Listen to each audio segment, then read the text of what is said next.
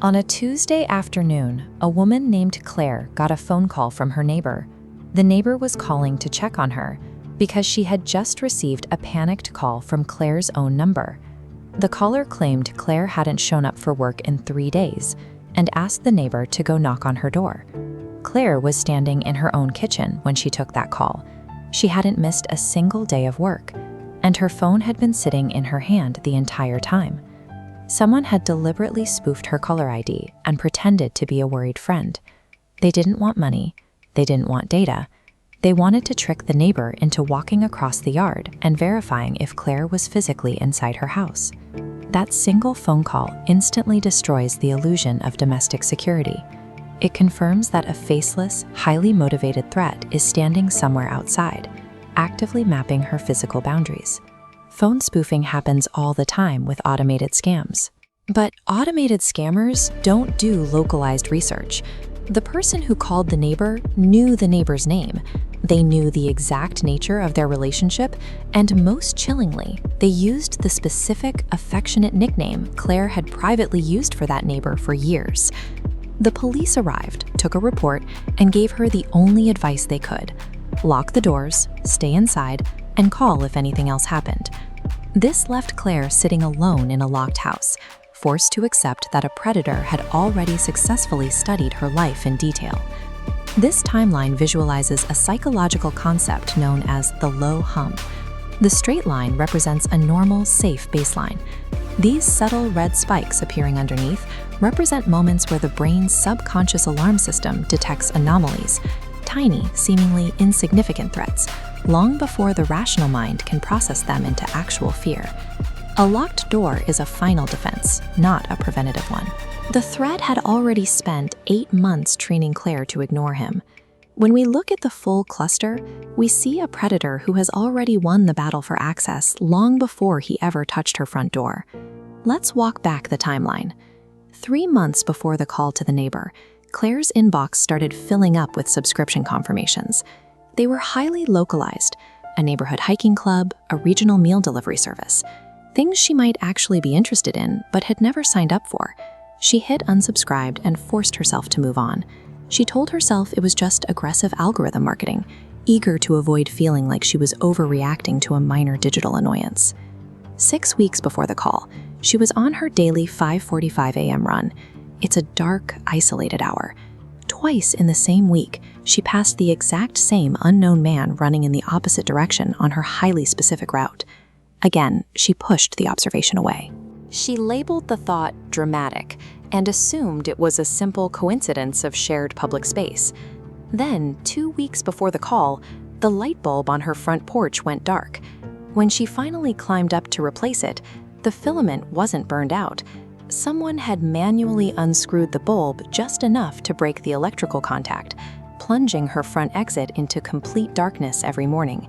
Psychologists call this rationalization bias.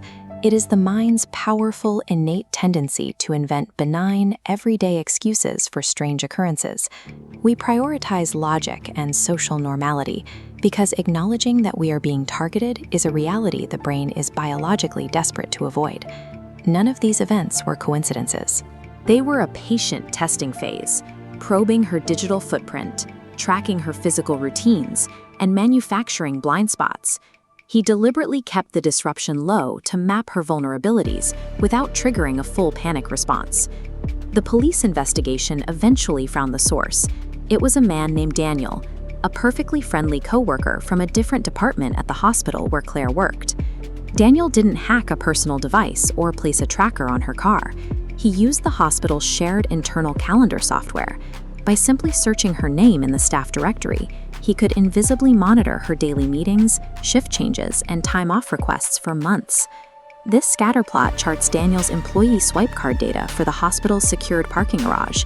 His shift ended at 3 p.m., but over an 8-month period, he swiped into that garage on 63 separate occasions, perfectly overlapping with Claire's exact 5 p.m. departure window.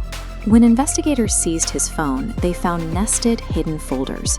They contained nighttime reconnaissance photos of her house, images of her early morning running route, and meticulously drafted, rehearsed scripts designed to trick her neighbor into confirming she was home. The most disturbing element of his method is its absolute mundanity. He weaponized the open trust of daily institutional routines, using calendar permissions and standard building access to quietly dismantle her life. The physical threat was neutralized quickly after the discovery. Daniel was arrested and charged, and Claire relocated to a new house to regain her sense of physical security. But the physical move didn't erase the psychological toll. Claire was left with the exhausting burden of memory reconstruction.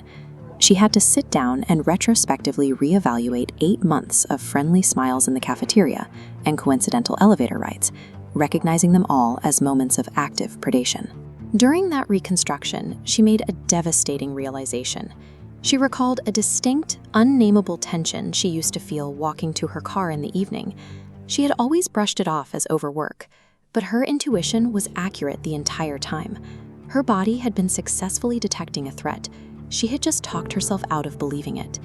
Daniel was in custody, but he had already achieved his primary goal. He replaced Claire's biological intuition with a constant, exhausting second-guessing of her own senses. Stalking is the systematic destruction of a person's trust in their own perception of reality. Claire's immediate response, to label herself dramatic or irrational, reflects an internalized social pressure to prioritize logic and politeness over survival instincts. We are conditioned to treat hypervigilance as a flaw, rather than the biological warning system it actually is. Society encourages this collective dismissal because it provides a sense of safety. Believing that a loosened light bulb is just an unlucky coincidence is significantly easier than accepting that predators can hide patiently in plain sight, using our own schedules against us. But those instincts exist for a reason. You are entirely allowed to trust the low hum of unease. You are allowed to name the thing that feels wrong, long before you have the tangible proof required to justify that feeling to anyone else.